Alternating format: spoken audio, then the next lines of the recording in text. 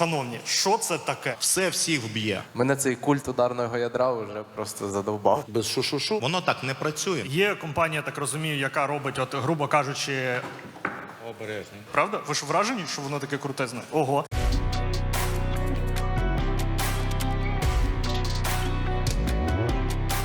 Перейдемо до горизонтального людського спілкування з людьми, які безпосередньо і використовують боєприпаси на фронті, з людьми, які і вирішують, скільки сьогодні росіян буде горіти, яким чином, за допомогою якого БЧ, і як взагалі показують себе українські виробники боєприпасів на фронті від реальних людей, які їх застосовують.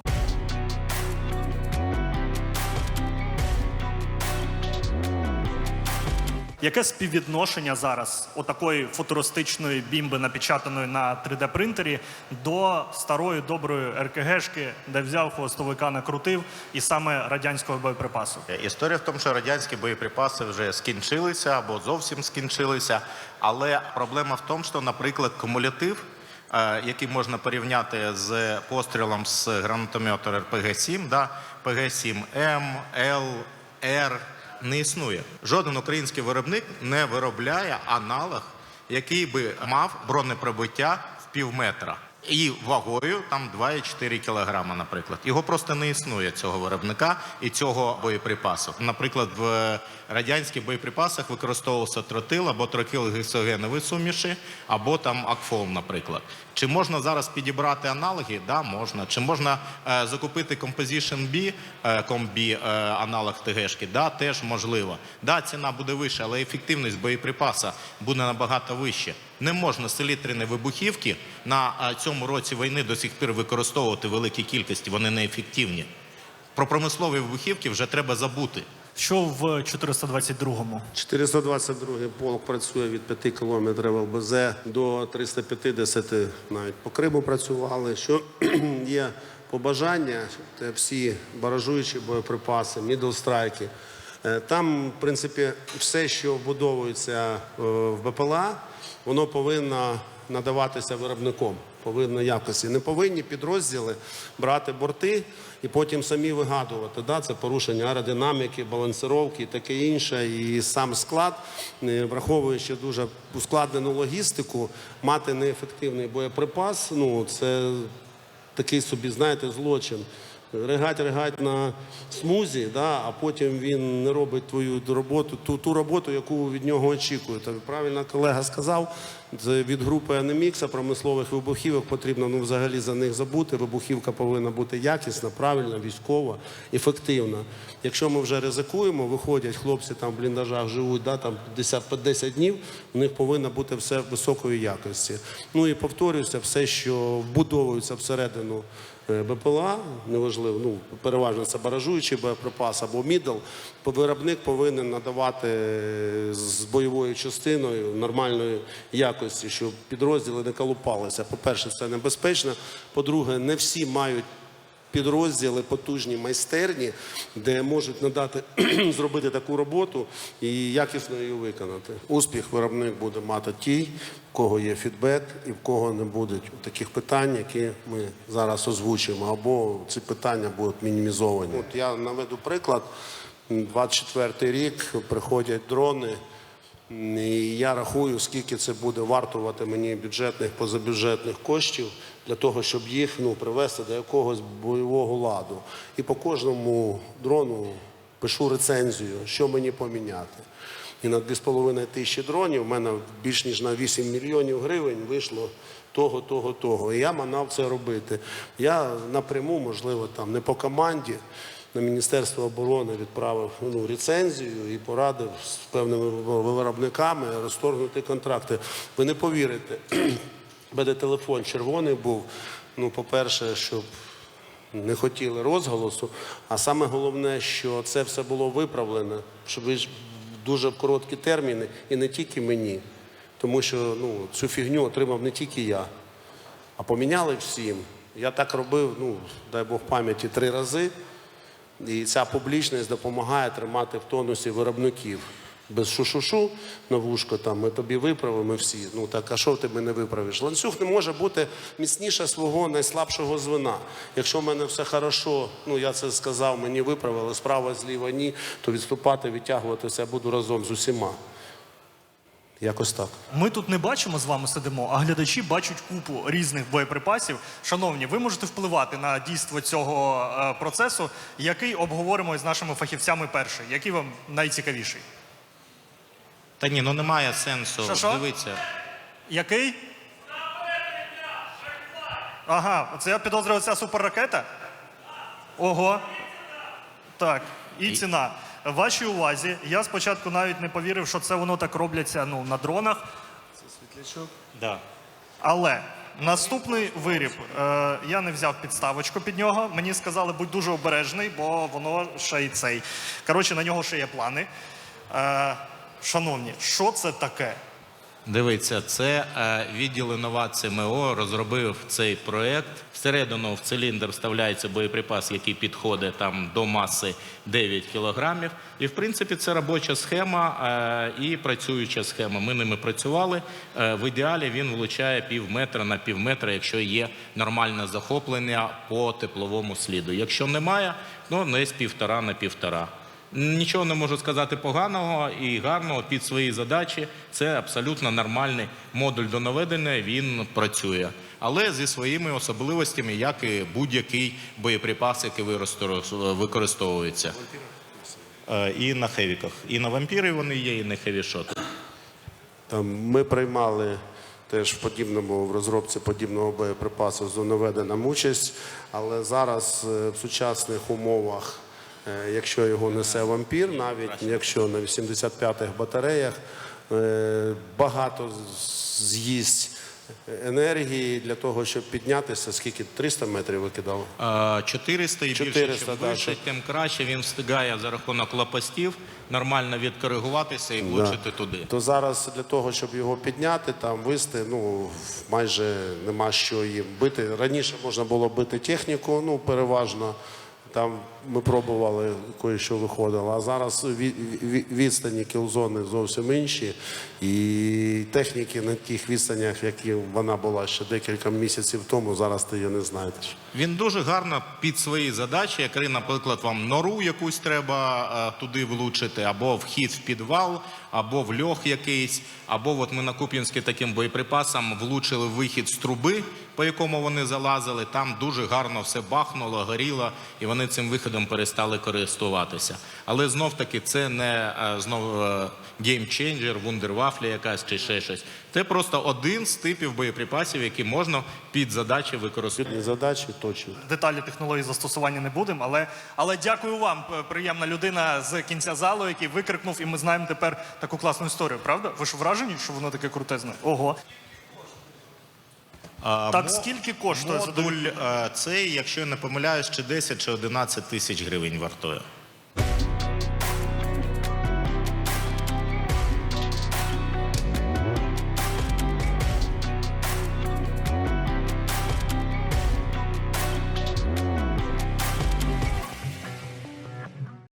Який зараз алгоритм отримання боєприпасу? Вам потрібен боєприпас. Є компанія, так розумію, яка робить, грубо кажучи, Обережно. дуже, грубо кажучи, форму. Так, відрукована на це. Я спеціально однією рукою відкрив, щоб всім людям показати, як вона всередині побудована. Професійний інтер'єр. Ви отримаєте таку болванку.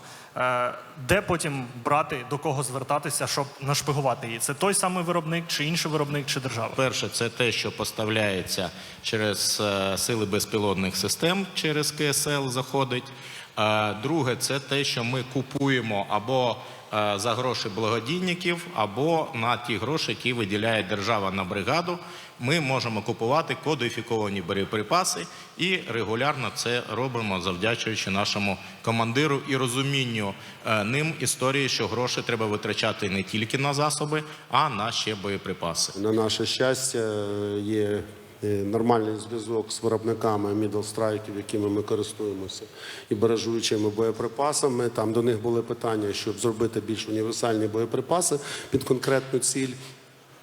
кожен боєприпас буде ефективний або неефективним. Нам пішли на зустріч. Те, що ми зараз там отримуємо без боєприпаса, от є побажання, щоб ніхто не колупався, не тільки ми, взагалі це зайве. Якщо виробник поставляє баражуючий боєприпас або мідли, щоб вони йшли з боєприпасом нормальним і в асортименті по характеру тих цілей, які ми збираємося наносити ураження. Тут трішки якраз дома, колега підняв це питання.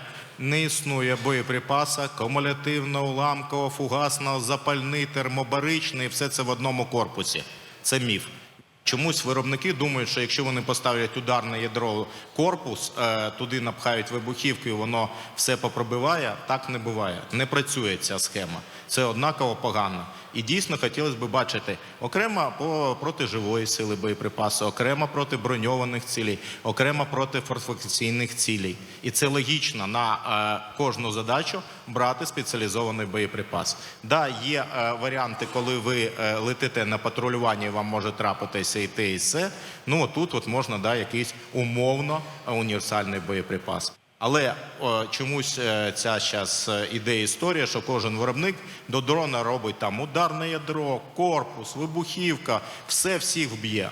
Не вбиває, в тому то і проблема. От не працює ця схема. І це дуже велика проблема, коли ти сьогодні лупиш будівлю, а завтра ти лупиш НПЗ, і в тебе один і той самий боєприпас. Це, воно не працює. Тут ще затронули тему ударного ядра. Мене цей культ ударного ядра вже просто задовбав трохи. Більшість літаків, якщо ви будете тестувати, не окремо боєприпаси, а в комплексі з літаком, ви зрозумієте, що ударне ядро, в принципі, працює, можливо, тільки на FPV з усами. Коли це літак, який лупиться об стіну, ударне ядро спрацьовує в контакті з стіною. Воно не спрацює і не нанесе ніякого ураження. Тут, опять же, випливає ще одна проблема, те, що ми тестуємо боєприпаси окремо, літаки окремо, все окремо. Воно, на жаль, не так працює. Зверніть, будь ласка, на це увагу. Тут безліч різноманітних боєприпасів. Оце дуже цікаве. Ви з таким працювали, до речі, мені тільки сьогодні його показали. От ця штука. ЗБшечка, палаючий кавун. Запальничка – це те, що ви, грубо кажучи, цього терміта туди напхали. Не напхали, а це якраз я дуже поважаю цього виробника, тому що вони і розробляють щось новеньке, і працюють з тим, що є, і що дуже важливо, вони проводять навчання особового складу. Ця штука, можливо, ви бачили відос, де росіяни сидять у себе в бліндажі, воно все горить, і вони дуже бідкаються через то все. Але чи можна зробити краще, то, звісно, можна зробити краще. Чи можна зробити боєприпас термітної дії, який горить 2,5-3 хвилини, вагою 5-10 кілограмів? Так, треба. Але деякі командири, наприклад, подивившись прекрасний фільм про В'єтнам, хочуть, щоб посадка горіла від одного такого боєприпасика. 1,5 літра або 1,5 кілограма, хіряк, і вся посадка згоріла. Ті люди, які можуть обманути або зробити нові фізичні і хімічні закони, вони отримують Нобелівську премію миру, вибачте, по фізиці чи хімії, І історія в тому, що не можна запалити посадку одним маленьким боєприпасом. Фізика і хімія проти. У В'єтнамі використовувалася система засобів, як сушіння пестицидами джунглів, так і прилітав літак, який скидав 200-300 літрів. Об'єм, він працює. Маленькі штуки не працюють, на жаль. Це дуже точечна історія. Хочете щось запалити, дайте об'єм. Об'єму нема, тому що немає засобів, яким можна донести 300 літрів на даний момент в посадку. В'єтнамська технологія посушити камиші вампірами, а потім спалити ті камиші. Я не став сперечатися, просто взяв калькулятор, кількість вилітів, горизонт, скільки буде втрат бортів, потім квадратні метри, і в нас вийшло, що вся увага по смугі перейшла б на ці камиші, і то б ми там спалили трошки. Це так, для підняття настрою, для посмішки, але насправді боєприпасів кодифікованих, правильних, щоб не колупалися. Не у всіх є майстерні, повторюю. Всі хочуть давати результати, потім інколи трапляється біда. Реально, ми все знаємо, ми дорослі люди. Коли боєприпаси – це просто, це є в підручниках, але помилка одна і хто кого поверне. Тому якщо ми це будемо робити максимально в промислових обсягах, з промисловою якістю, з постійним фідбеком, повторюся, з полем боя, то це буде запорука нашого успіху. Дуже хочеться, мрія з 23-го року, так, щоб я просто видавав готові заводські боєприпаси. Не доробляв, не переробляв, нічого з ними не робив. Відкрили, подивилися і видали на підрозділи, щоб вони їх застосували. Все. Оце, я думаю, загальна мрія всіх Збройних сил України. Є задача, ти взяв на складі боєприпас, взяв засіб, поєднав і видав. А якщо ми хочемо якісні боєприпаси, якісні дрони, то нам треба забути про скотч, стяжки, клей, 3D-друк. Це не працює, це не для війни. Нам треба освоїти токарний станок на 26-му році війни. Це дуже радикальна заява про скотч і стяжки. Дуже, дуже серйозно. Колега ще про ВД-40 забув. Про ВД-40.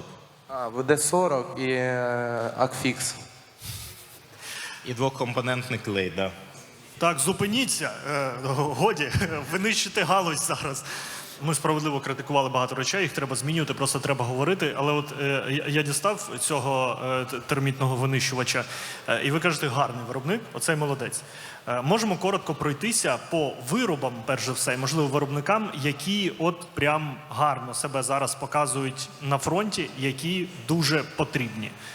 Я б, от, наприклад, ось ця велика бімба, вона важкезна, якщо що, дуже сильно. Це, я так розумію, та частина боєприпасу, яка йде під скид, яка з коробки вже готова лити бомби. Те, що я бачу візуально, тут нема чому не працювати. Якщо там ще стоїть електронна плата з затримкою, то це голка, оса, як їх тільки не називають ці боєприпаси. 80% бригади виготовляють їх самостійно. Основна задача пробити за рахунок кінетики як мінімум один накат бліндажу, або зайти максимально глибоко в ґрунт і вибухнути після якоїсь затримки, нанесши ураження. А ви з такими не працювали? На випробуваннях у нас подібний боєприпас, трошки не такий, більш аеродинамічний. Він 3 наката спокійно, затримкою 5 секунд. В принципі, він нищить будь-який бліндаж. Ми працюємо, але, на жаль, він ще не кодифікований. Ми його завдяки благодійникам, позабюджетним коштам беремо корпуса, з вибухівкою працюємо самі, але сам тип боєприпасу, саме використання дуже ефективно, особливо при роботі по ворожим пілотам, коли вони дуже якісно закопані, що їх потрібно доставати. Візуально він виглядає абсолютно нормально, без 3D-друку. А так, да, класика, 3D-друк завжди ламається, взимку ламається ще краще. Да. Нормальний пластик, але зазначу, отут стяжечка дбайливо намотана, як сильно. Клас. Це не гірший варіант просто. Стяжечка. Головне, щоб працювала. Ми люди невибагливі. У мене тут питання до виробників. А скажіть, будь ласка, навіщо ви насічку робите зовні? От до всіх виробників. Щоб вона краще в руках трималася, цей боєприпас. Воно так не працює. Насічка зсередині повинна була. Ніяк не зовні. Це хтось ще з легенди F1, що вона розривається от на такі от частини. Її зробили такою странною формою, щоб вона в мокрих руках була, не вискальзувала при використанні. Насічка повинна бути зсередини. Граната РГО. Насічка зсередини прекрасно працює. Подвійний корпус, зсередині RDX. Прекрасна граната. Та й всі ж давно знають міф про гранату F1, 200 метрів, да? Типу, немає там 200 метрів ніколи. Ту гранату або розриває на 3 частини, або на 2, або там на якусь кількість Там сміття. пробку дно вириває в основному, да, і воно вилітає просто. А ви коли говорите про насічки, оце можна вважати насічками теж? Це насічка, да, тільки чому вона не всередині, а зовні? Я вам скажу, чого вона всередині, не зовні. Це технологічно дуже зручно зробити її ззовні. Але знов, там шрапнельний боєприпас, да, там це не насічка, це окремі елементи, він буде працювати. От скільки їх є, вони розлітаються. А в цій штуці воно все одно розірве корпус не по насічці, а абсолютно произвольним способом. Ось там, це ви маєте на увазі, важкенька. Да. Чимось схоже на ОЗМ-ку. Це напівготовий уламок, тому тут, Да, це шрапнельний вид, от є уламочок, воно точно за рахунок корпусу розірве, і воно полетить. Тому що це заздалегідь сформований уламковий. Що ось це за милий трик? Це оце і є ударне ядро, про яке ти казав? Ні, це псевдоударне ядро, це просто фокусування вибухової хвилі в заданому напрямку. Вся ця серія боєприпасів – це противотанкова міна, аналог ПТМ-3, ПТМ-4, взята з радянських підручників, просто змасштабована в іншому форматі. Принцип той самий. Магнітний датчик цілі, працює на зміну магнітного поля, металічний об'єкт спрацювання.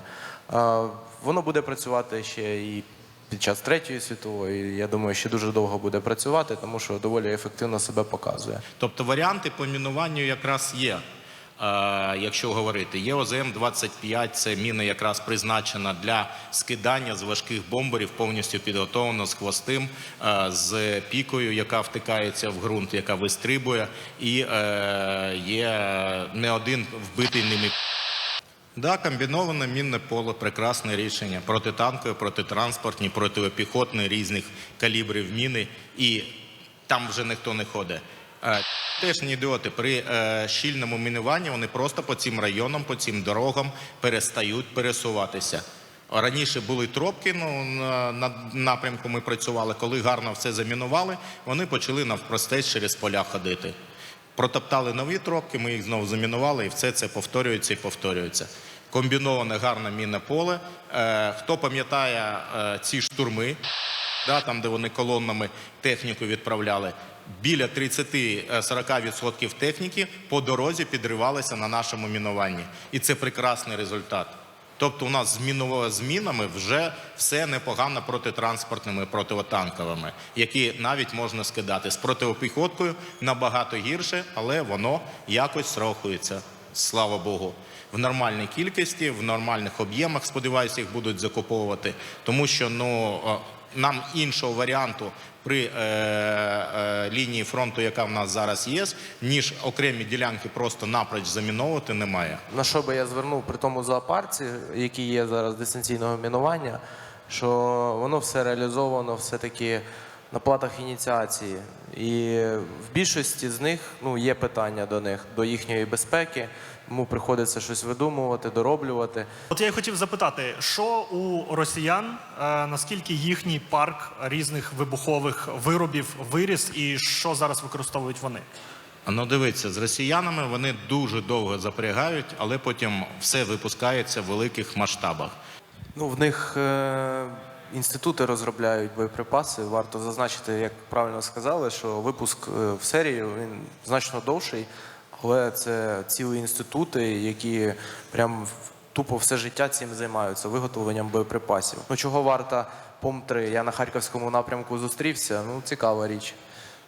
Повноцінний сейсмичний датчик цілі, людина підходить, вона відсіює прильоти, тварин. Реально страшна річ.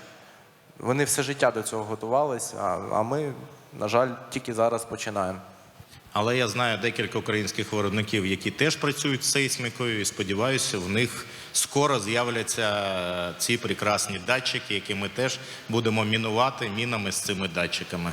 Дуже не вистачає саме мін різних кодифікацій, різних варіантів саме для дистанційного мінування. Не для піхоти, а саме для того, що можна з важких бомбардувальників ставити. А можливо і з крил.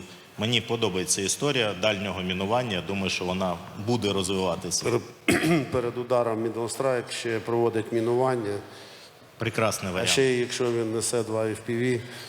Диви, це вже цей. І ще є ретранслятор, і все це в одному. Навіщо в 15-та на Старлінку? Бачиш, все можливо. Кожна частина, яка активно воює, кожна бригада відкрита до діалогу. Приїжджайте, спілкуйтеся, ніхто не ховається. Є завжди люди, є контакти. Можна приїхати, поспілкуватися, подивитися, що люди роблять, що їм не вистачає, що для них треба. Чи готова ця військова частина потім вас це закуповувати і рекламувати серед інших військових частин. Гарний продукт дуже гарно розходиться.